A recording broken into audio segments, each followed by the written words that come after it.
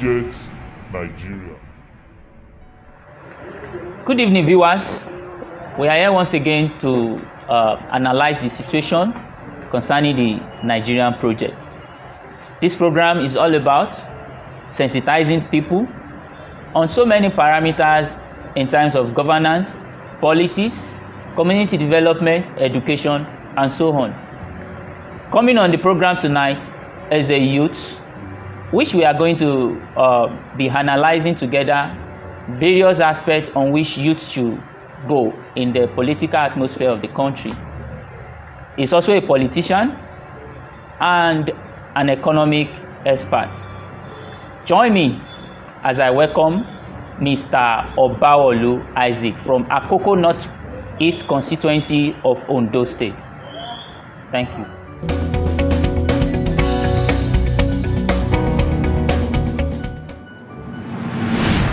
The Project Nigeria.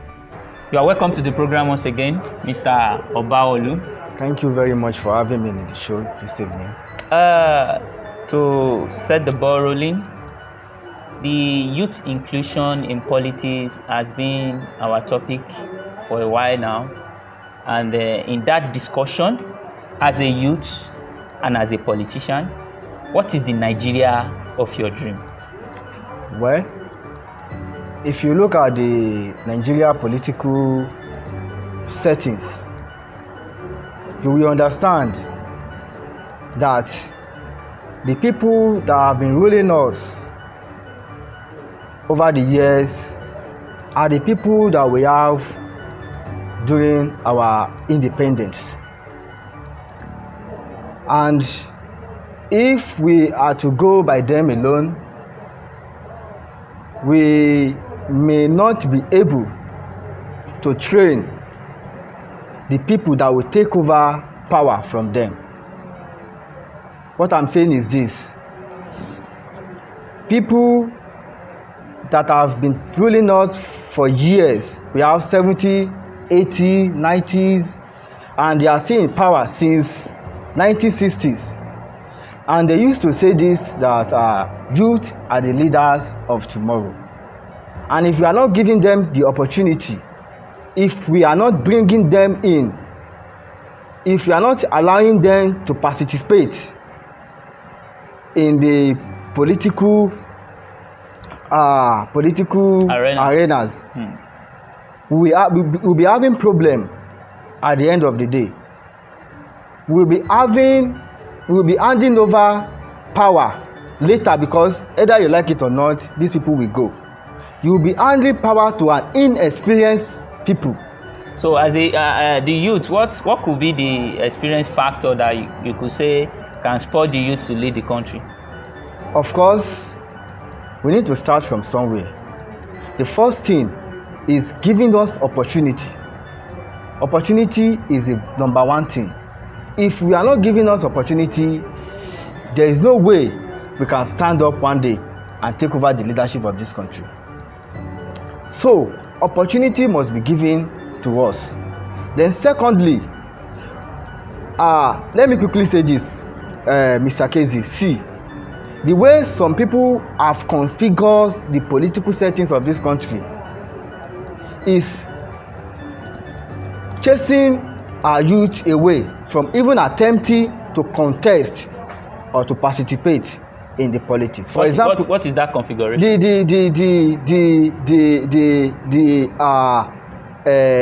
ambiguity of politics in Nigeria.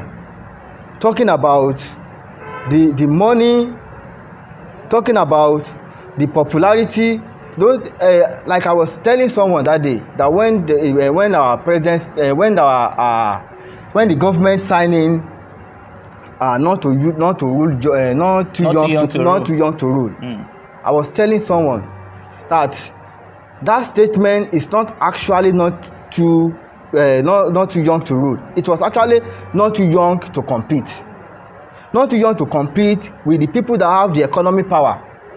Not too young to compete with the people that have the political power. Not too young to compete with the people that have made everything at their disposal, and they are not ready to give the young people chance to take the leadership position of this country. We talk about the form, we talk about the godfatherism, we talk about other factors, and we want to ask yourself, when will a common person, when will a common person who is just coming from the grassroots contest for an election? Okay, let me just come in that aspect.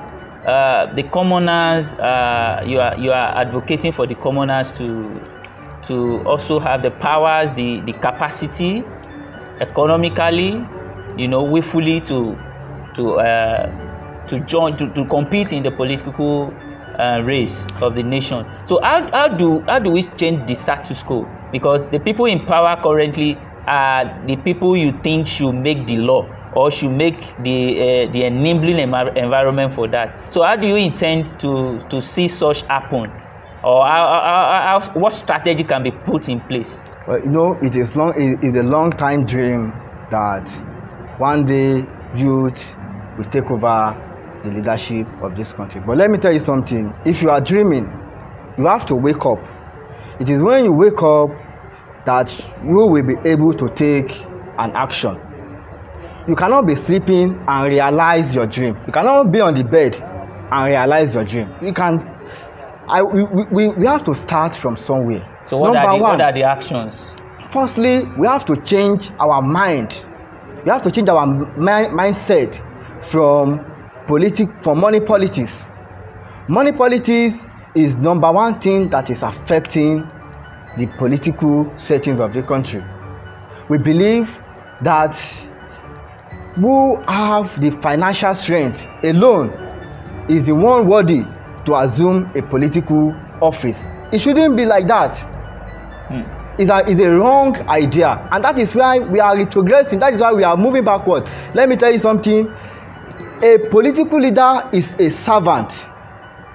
A political leader is a messenger, and any political office is not a personal office, it's a public office.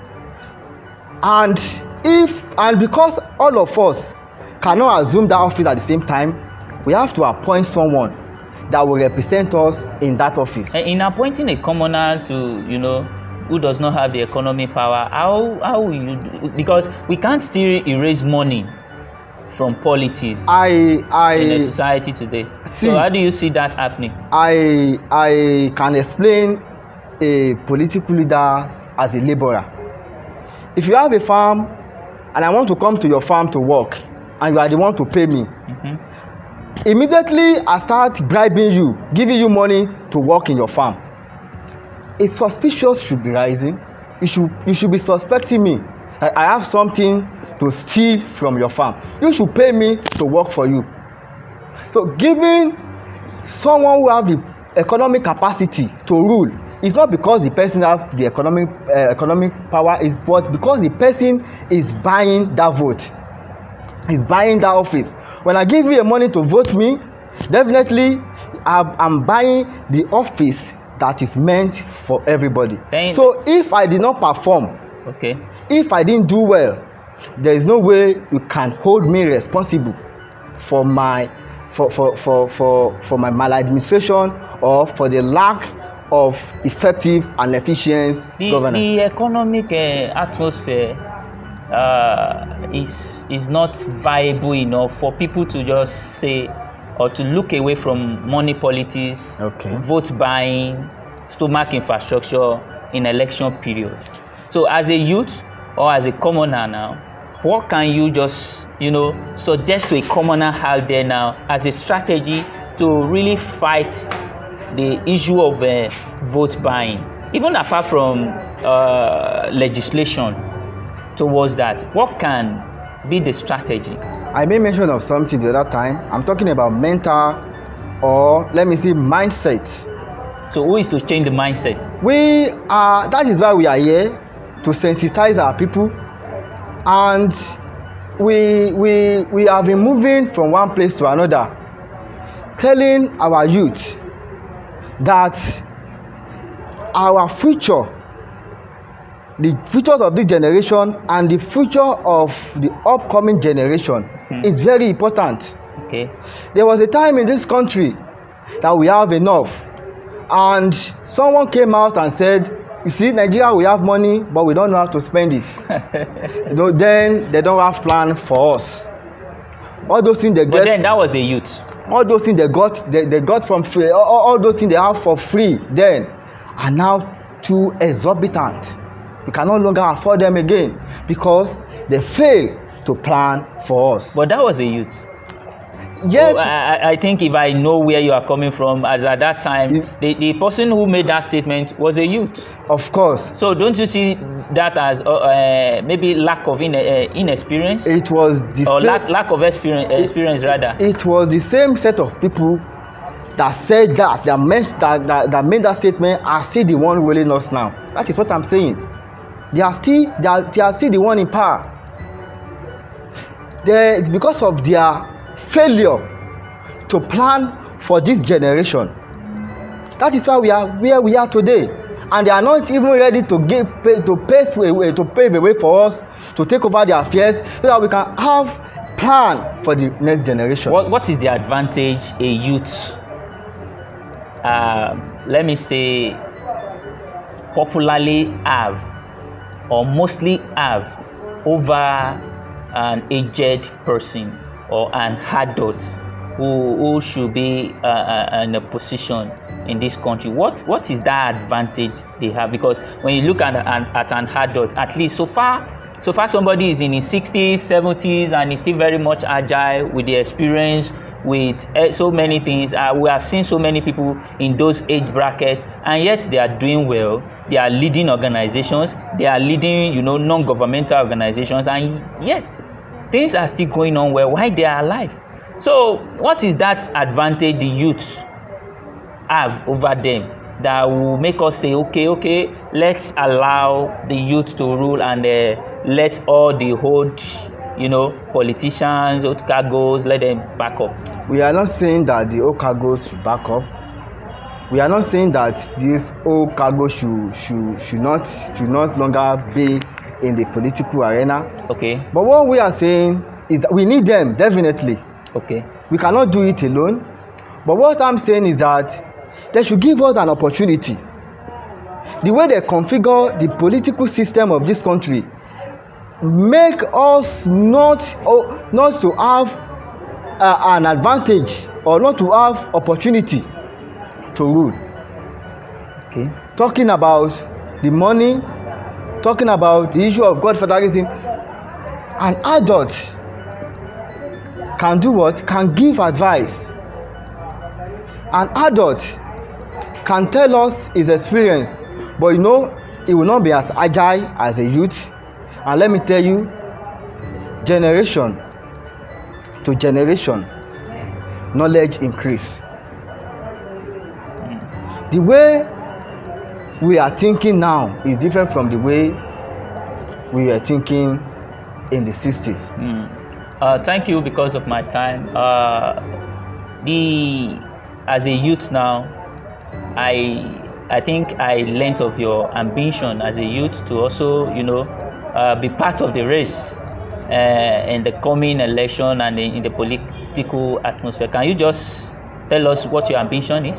Of course, I have long time had a dream of changing my society that I belong to, irrespective of any circumstances. Either I'm young, either I have no money, because I believe in one thing. I believe in the people.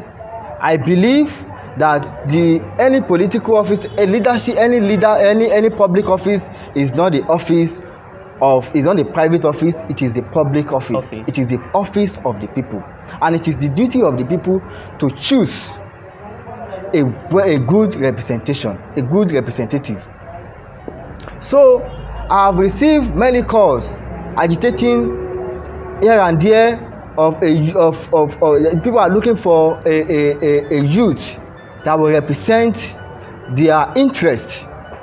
And that is why from where? From your constituency? From my constituency, yes.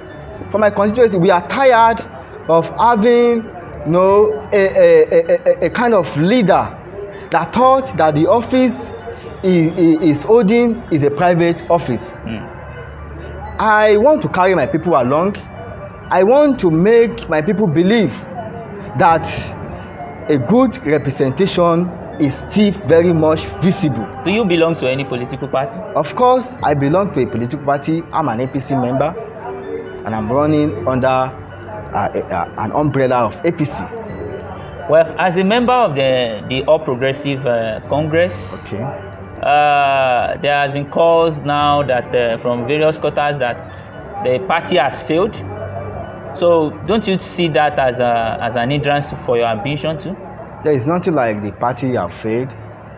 How does the party fail? Party does not fail.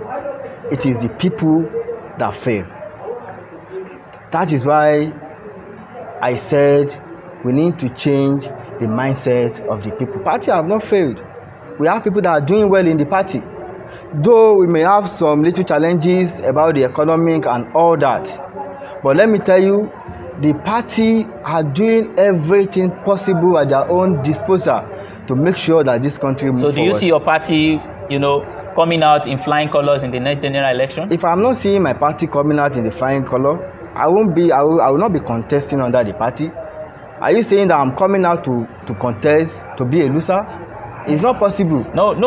What are the indicators that you've seen that the opposition party may not floor you in the next general election? What has it done? We talk about political antecedents. For the past 16 years, what have they done?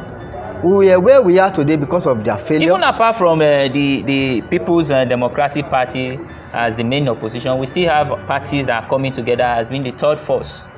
See, forget about those who are coming together as the third force. It's a democratic. We are in a democratic era. Anybody can come out.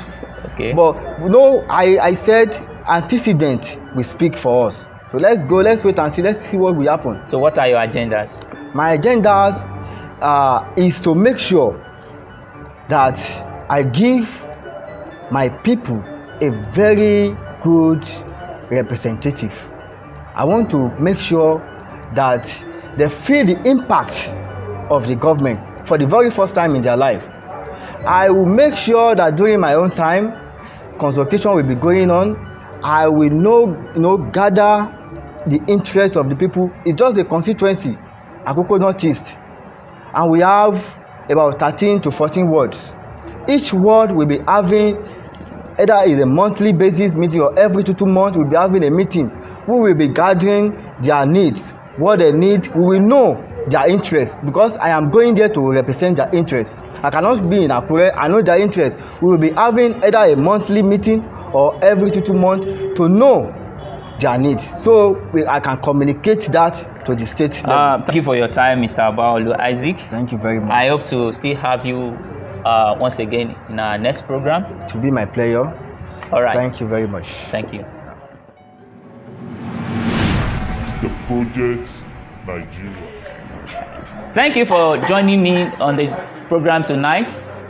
I hope you've heard from the young man what is needed to be done on youth inclusion in politics in Nigeria and his ambition as a youth towards making Nigeria a better project. I hope to see you next time on this program, The Project Nigeria. I remain your host, Kazeem Ayodele. Thank you and God bless. The Project Nigeria.